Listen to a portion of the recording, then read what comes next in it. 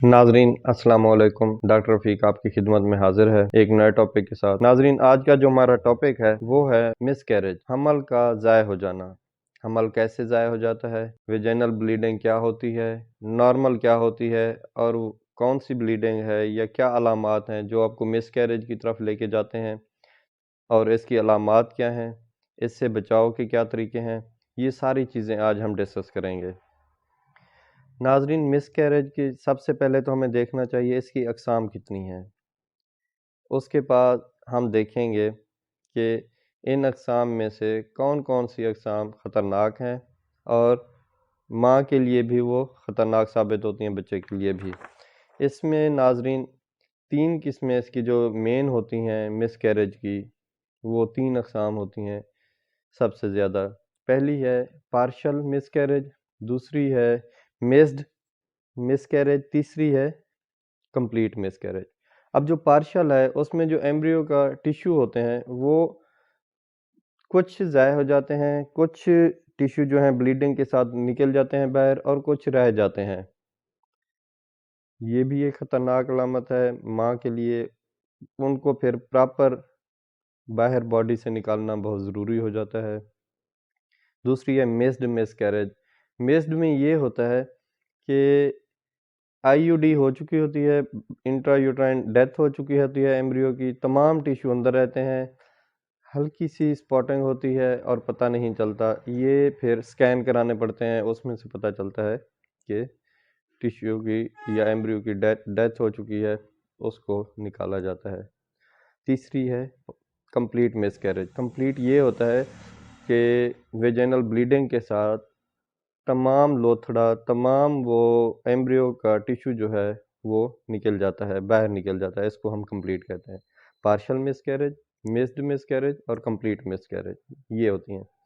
नाज़रीन आज का जो टॉपिक है वो इसलिए भी इम्पोर्टेंट है कि ये 10% केसेस हो रहे हैं और हर मिसकैरेज को, हर ब्लीडिंग को, हर स्पॉटिंग को मिसकैरेज नहीं कह सकते आप।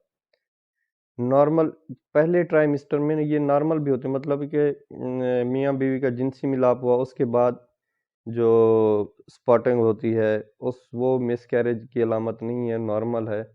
दूसरा कोई एक्सर्शन कर ली, कोई हैवी काम कर लिया तो उसके बाद भी जो स्पॉटिंग होती है हल्की सी, वो भी आपको मिसकैरेज की तरफ नहीं, वो ये नॉर्मल चीज़ें भी हैं।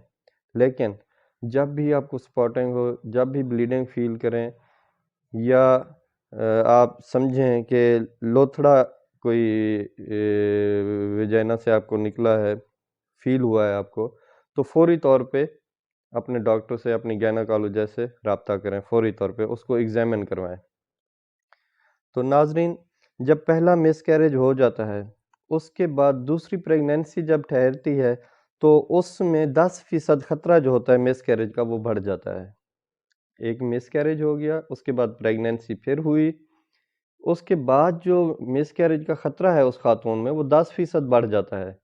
इसी तरह जब 2 मिसकैरेज हो जाएं, फिर आप कंसेप्शन में जाएं, फिर आपको प्रेगनेंसी हो, तो उसमें फिर आपका जो वो रेशियो है वो 26% तक चली जाती है। 26% वो ख़तरा बढ़ जाता है मिसकैरेज का। इन चीज़ों से बचा जाए। खुराक अपनी अच्छी रखें और अपनी गायनेकोलॉजिस्ट के मशवरे से चलें। तीसरा है कि जितने भी ख़वातीन हमारी माएँ बहनें जो प्रेग्नेंट होती हैं उनमें 20% रिस्क होता है मिसकैरेज का। आजकल जो हो रहा है, आजकल के जो रेशियो निकली है, एवरेज निकली है, मतलब है कि 100 में से 20 और 10 में से 2 ख़वातीन रिस्क पे होती हैं मिसकैरेज के। अब हम देखते हैं इसकी काजेज़ क्या हैं। इसकी काजेज़ नाजरीन मैं आपको बता देता हूँ। सबसे पहले जो है वो है एक्टोपिक प्रेगनेंसी, मतलब कि जो एम्ब्रियो की इम्प्लांटेशन हुई है वो यूट्रस में नहीं हुई, वो फैलोपियन ट्यूब में हो गई है पहली। दूसरी जो उसमें आती है मोलर प्रेगनेंसी आ जाती है। तीसरी जो आती है इसमें मोलर प्रेगनेंसी से हट के, पहली दो तो हमने देख ली, एक्टोपिक प्रेगनेंसी हो गई, मोलर प्रेगनेंसी हो गई। तीसरी जो है इंटरप्टेड प्लेसेंटल डेवलपमेंट, प्लेसेंटा वो नाड़ होती है जो माँ को बच्चे के साथ जोड़ती है। माँ से बच्चे की तरफ खुराक जो आती है, ऑक्सीजन जो आता है, वो इस प्लेसेंटा के थ्रू आता है। जब इसमें इंटरप्शन आ जाएगी, इसमें रुकावट आ जाएगी, इसकी डेवलपमेंट सही नहीं होगी, तो डेफिनेटली बच्चे को न्यूट्रिशन नहीं जाएगी, ऑक्सीजन नहीं जाएगी, वो डेथ हो जाएगी उसकी। ये भी एक अहम वजह है। सबसे पहले ectopic pregnancy, molar pregnancy, interrupted placental development हो गई, खून की जब पहुंच नहीं होगी बच्चे तक तो डेथ हो जाएगी।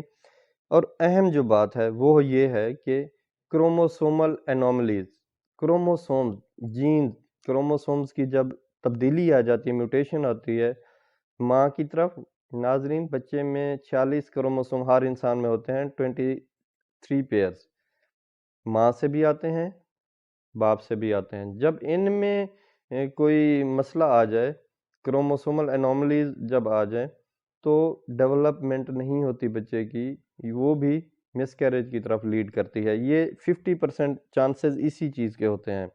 और अहम बात, बच्चेदानी का मुंह जो है उसकी कमज़ोरी, वीकनेस ऑफ सर्वैक्स।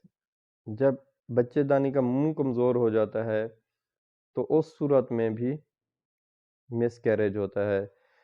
इसके अलावा ग़िज़ा की कमी, जो मैं बार बार कहता होता हूँ, माँ प्रॉपर डाइट नहीं लेती, माँओं में खून की कमी होती है, ग़िज़ा की कमी होती है, जिसका इम्पेक्ट उसके एम्ब्रियो पे, उसके बच्चे पे होता है, और वक्त से पहले आईयूडीज़ हो जाती हैं, या मिसकैरेज, या और किसी मसाइल में बच्चे चले जाते हैं, स्केलेटन प्रॉपर डेवलपमेंट नहीं होती, फोलिक एसिड की कमी हो जाती है, कैल्शियम की कमी हो जाती है। तो आपको पहले भी बता चुका हूँ कि स्पाइना बाइफिडा, एनेन्सेफलोपैथी, इस तरह के मसाइल में चला जाता है बंदा।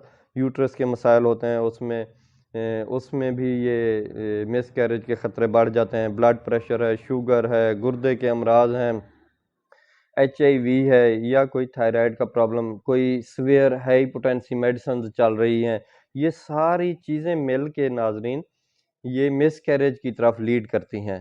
तो इनकी काफ़ी सारी वजूहात हैं। हमने मिसकैरेज का सबसे पहले पढ़ा क्या है, इसकी टाइप्स कितनी हैं, इसके काजेज़ क्या हैं, ये ख़वातीन में रेशो कितनी है इसकी, ये सारी चीज़ें हमने देखी हैं।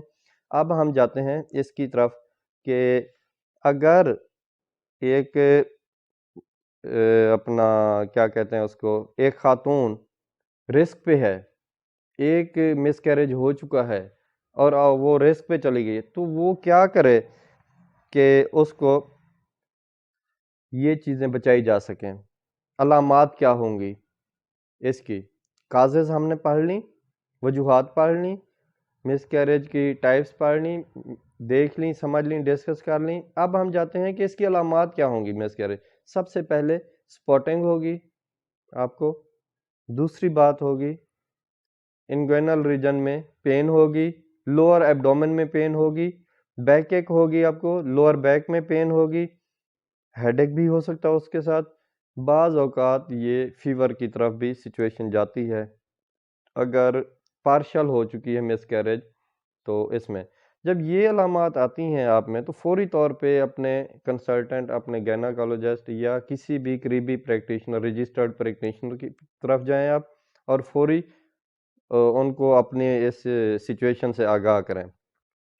अब जब आपने ये चीज़ें सारी फ़ील कर ली, स्पॉटिंग भी फ़ील की, लोअर बैक पेन भी फ़ील की, लोअर एब्डोमेन भी फ़ील की, इंग्वाइनल रीजन की फ़ील हो रही है आपको, पेन, हेडेक है, तो ये सारी चीज़ें जब अलामात आ गई, इट मीन्स कि आपको मिसकैरेज हो सकता है, बेबी हो सकता है मिसकैरेज। तो आपने अपने डॉक्टर को आगाह किया। अब जो आखिरी मरहला है वो है इन्वेस्टिगेशंस। अब डायग्नोसिस कैसे बननी है कि मिसकैरेज हुआ? सबसे पहली बात फिजिकल एग्जामिनेशन, उसके बाद अल्ट्रासाउंड, एक स्पेशल टाइप का होता है, TVS, ट्रांसवेजेनल सोनोग्राफी, तो ये होता है। और एब्डोमेन का अल्ट्रासाउंड होता है, बीटा HCG एक टेस्ट होता है, ब्लड के टेस्ट और भी होते हैं उसमें, ये सारे आप टेस्ट करवाएंगे। उसके बाद पता चलेगा कि मिसकैरेज है या आप रिस्क पे हैं या प्रेगनेंसी एक्टोपिक है, ठीक है। तो ये सारी चीज़ें आपको समझनी होगी। नाज़रीन, इसके बाद हम आखिर में हम देखते हैं कि हमें क्या करना चाहिए इन चीज़ों से बचने के लिए। देखें, जो कुदरती तौर पे मामलात हैं वो एक साइड पे, जो हमारी ज़िम्मेदारियां हैं उनको हम कैसे डील करेंगे। हमारी ज़िम्मेदारियां क्या हैं कि पहले भी मैं डिस्कस कर चुका हूँ, खुराक की कमी नहीं होनी चाहिए। प्रेग्नेंट मदर को एक आम औरत की निस्बत अच्छी खुराक चाहिए होती है, क्योंकि उसके साथ एक बेबी का लिंक है, तो उसने एक और नई ज़िंदगी को भी खुराक मुहैया करनी है, तो उसकी अपनी खुराक अच्छी होनी चाहिए। खुराक में दूध, दही, कैल्शियम, फोलिक एसिड, सब्जियों का इस्तेमाल, फलों का इस्तेमाल, जूसेस का इस्तेमाल ज़रूरी है। दूसरी बात, फिज़िकल फिटनेस, फिज़िकल एक्टिविटीज़, अपने आप को फिज़िकली एक्टिव रखें, अपने आप को बिठा ना दें एक जगह पे। रेस्ट का मतलब नाज़रीन कभी भी ये नहीं होता कि आप बेड से नीचे ना उतरें, सोफ़ा से नीचे ना उतरें, नहीं। रेस्ट का मतलब होता है फिज़िकली अपने आप को रेस्ट में रखना है, मेंटली रेस्ट में रखना है, भाग-दौड़ से बचें। एक्सरसाइज़ से मुराद ये होता है कि आप घर में हल्की-फुल्की एक्सरसाइज़ करें, अपने आप को फिज़िकली एक्टिव रखने के लिए।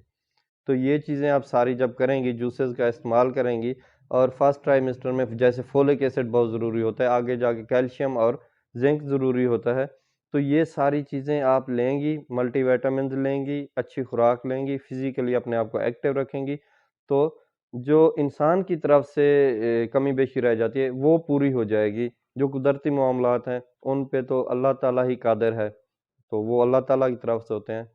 लेकिन फिज़िकली फ़िट रखें अपने आप को, वर्जिश, खुराक, फल और मल्टीविटामिन ये इस्तेमाल करके इन चीज़ों से बचा जा सकता है। नाज़रीन, आज का टॉपिक हमारा मिसकैरेज था, जिसके बारे में डिटेल में हमने चंद वो चीज़ें जो आप तक पहुँचाना ज़रूरी थी वो डिस्कस की हमने। और अगले टॉपिक में हम दोबारा इंशाअल्लाह ताला कोई अच्छा सा टॉपिक ढूँढ के, जिसकी आपको तमाम मालूमात हम फ़राहम करेंगे, उसके साथ दोबारा हाज़िर होंगे। तब तक के लिए इजाज़त दीजिए। अल्लाह हाफ़िज़।